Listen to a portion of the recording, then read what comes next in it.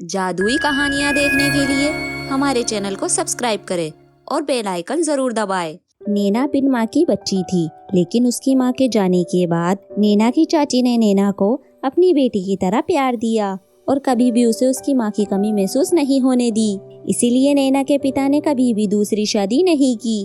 नैना के पिता कमल अपने भाई राकेश के साथ पूरा दिन दफ्तर में काम में व्यस्त रहते थे, लेकिन उन्हें नैना की चिंता बिल्कुल भी नहीं थी, क्योंकि वो जानते थे कि नैना की चाची उससे बहुत प्यार करती है। नैना बहुत ही सुंदर थी, लेकिन गांव के सभी लोग उसका मजाक उड़ाते थे, क्योंकि नैना के सर पर बहुत ही छोटे छोटे बाल थे।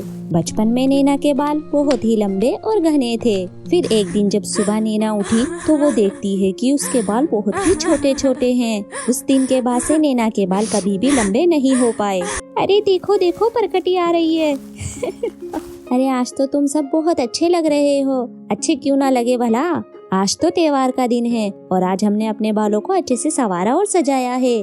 पर तुम्हारे इधर तो कोई कमी लग रही है। हाँ मीना, इसके सर पर तो बालों की कमी लग रही है। नैना की चाची की एक बेटी भी थी जिसका नाम पूजा था। पूजा बोली, तुम सब बस भी करो, कितना मजाक उड़ाओगी तुम नैना का। नैना के सर पर बाल नहीं है तो उसमें उसकी क्या गलती है। अपनी सहेलियों की बात सुनकर नैना के दिल पर बहुत ही ठेस पहुंचती है और वो रोते हुए अपने घर वापस आ जाती है। उसे रोता देख उसकी चाची उससे पूछती है, क्या हुआ, तुम रो क्यों रही हो। चाची सब बहुत बुरे हैं, सब मुझे परकटी कह के बहुत चिढ़ाते हैं। अगर मेरे सर पर बाल कम है तो इसमें मेरी क्या गलती है। बेटी, तुम्हारे हमेशा से ही कम बाल नहीं थे, बचपन में तुम्हारे लंबे और घने बाल थे। फिर उसके बाद क्या हुआ चाची, मेरे बाल छोटे कैसे हो गए। पता नहीं क्या हुआ उस रात, अगले ही दिन तुम्हारे बाल बहुत ही छोटे छोटे थे और आसपास हमें तो कटे हुए बाल भी नजर नहीं आए। ये तो कोई नहीं जानता कि उस रात क्या हुआ, लेकिन तुम जैसी भी हो मेरी प्यारी गुड़िया रानी हो और तुम बहुत ही सुंदर और बहुत ही प्यारी हो। शुक्रिया चाची, आप मुझे बहुत प्यार करते हो और मैं भी आपसे बहुत प्यार करती हूँ। नैना और चाची के बीच इतना प्यार देखकर पूजा को बहुत ही गुस्सा आता है। माँ तो ये मेरी है, लेकिन प्यार ये नैना से ज्यादा करती है। पूजा हमेशा फालतू खर्च में पैसे उड़ाती रहती थी, कभी नया फोन तो कभी नए कपड़े। वो हमेशा कुछ ना कुछ खरीदती रहती थी। बेटी, तुम्हारे पास इतने पैसे कहाँ से आते हैं कि तुम हर महीने अपना फोन चेंज करती हो। ये आप कैसी बातें कर रही हो माँ, हम मिडिल क्लास फैमिली से तो नहीं है ना।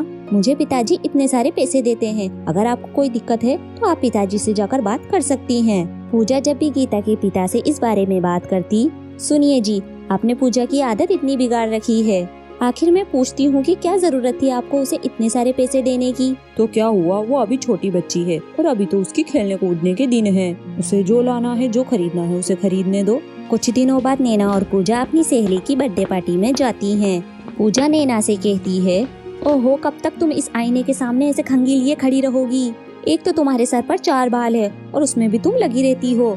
मेरे बाल बहुत लंबे हैं और मुझे बनाने में समय लगेगा। चलो हटो यहाँ से और मुझे ये कंघी भी दो। पर मुझे नहीं लगता पूजा, एक कंघी के लिए तुम्हें मुझे इतने कड़वे शब्द सुनाने की जरूरत थी। अब हट भी जाओ यहाँ से, अब मुझे तैयार होने दो। उसके बाद नैना और पूजा बर्थडे पार्टी में चली जाती हैं। बर्थडे पार्टी में नैना और पूजा की मुलाकात अमर से होती है। अमर बहुत ही मनमोहक लड़का था। उसे देखकर दोनों बहनों का दिल उस पर आ जाता है। देख, वो लड़का मुझे ही देख रहा है, वो लड़का तुझे तो नहीं देख सकता, क्योंकि तेरे सर पर तो बाल ही नहीं है। इस पूरी पार्टी में तुझसे ज्यादा बदसूरत तो कोई नहीं लग रहा। पूजा की ये सारी बातें अमर सुन लेता है। ये आप कैसी बातें कर रही हो, और वो भी अपनी बहन से। मेरा तो ये मानना है कि सुंदरता बालों में नहीं मन में होती है, पर नैना को देखकर तो ऐसा लगता है कि वो बहुत ही सुंदर है। पर उस समय नैना को लग रहा था कि अमर उसका मजाक उड़ा रहा है। बस करो तुम सब, और मेरा कितना मजाक उड़ाओगे। इतना कहकर नैना बर्थडे पार्टी से चली जाती है। नैना एक तालाब के किनारे बैठकर रो रही थी। क्यों भगवान, आपने मुझे इतने छोटे बाल क्यों दिए। मेरा सब लोग कितना मजाक उड़ाते हैं। अगर मेरी जगह कोई और होता तो अब तक वो अपनी जान दे चुका होता। तभी नैना को अपनी माँ की आवाज सुनाई देती है, ये तुम कैसी बातें कर रही हो बेटी, मरे तुम्हारे दुश्मन। तभी नैना के सामने उसकी माँ की आत्मा प्रकट हो जाती है। अपनी माँ को देखकर नैना और भी ज्यादा रोने लगती है। आप कहाँ चली गई माँ, जब तक आप थी तब तक सब कुछ ठीक था। आपके जाने के बाद देखो ना मेरे बालों को क्या हो गया। बेटी, ये सब तेरी बहन पूजा ने किया है। पूजा ने उस रात तेरे सर के सारे बाल काट दिए और दिनेश से कहकर उन बालों को उसने शहर में बेच दिए। बालों की शहर में अच्छी कीमत मिलती है। तब से उसने तेरे बालों को कभी भी बढ़ने नहीं दिया। तेरे सोने के बाद वो तेरे बाल काट लेती थी, इसलिए तुझे कभी भी पता नहीं चला। मुझे तो यकीन नहीं हो रहा कि पूजा मेरे साथ ऐसा कर सकती है। मुझे तो लगता था कि वो मुझे अपनी बड़ी दीदी नहीं मानती, लेकिन वो तो मुझे अपनी बहन ही नहीं मानती। मेरा क्या होगा माँ? तू चिंता मत कर बेटी। इतना कहकर उसकी माँ उसके हाथ में एक जादुई कंघी देती है। बेटी, ये एक जादुई कंघी है। जब जब तुम इसे अपने बालों पर इस्तेमाल करोगी तब तब तुम्हारे बाल 4 इंच लंबे हो जाएंगे। क्या सच माँ? इतना कहकर नैना उस कंघी को अपने बाल में घुमाने लगती है। कंघी के सर पर लगते ही नैना के 4 इंच बाल लंबे हो जाते हैं। ऐसे ही 3 बार कंघी को नैना अपने बालों में इस्तेमाल करती है। नैना के बाल बहुत लंबे हो जाते हैं और वो बहुत ही ज्यादा खुश हो जाती है। नैना अपनी माँ से और बातें कर पाती उससे पहले उसकी माँ की आत्मा अदृश्य हो जाती है। नैना अपने घर वापस आ जाती है। उसके लंबे और घने बाल देखकर उसकी चाची बहुत खुश हुई और उसके चाचा और उसके पिताजी भी बहुत हैरान थे। नैना बेटी, तुम तो अपनी दोस्त की बर्थडे पार्टी में गई थी ना, और तुम इतनी जल्दी कैसे आ गई? पूजा कहाँ है? और तुम्हारे बाल? मेरी गुड़िया तो बहुत ही ज्यादा सुंदर लग रही है। ये कैसे हुआ बेटी? फिर नैना सबको पूरी बात बताती है। नैना अपनी माँ से मिली। ये बात सुनकर नैना के पिताजी की आंखें नम हो जाती हैं। पिताजी, माँ हमसे बहुत प्यार करती है। इतने में ही पूजा घर आ जाती है। वो नैना के बालों को देखकर हैरानी से कहती है, अरे तेरे बालों को क्या हुआ? इतनी जल्दी और इतने लंबे कैसे हो गए?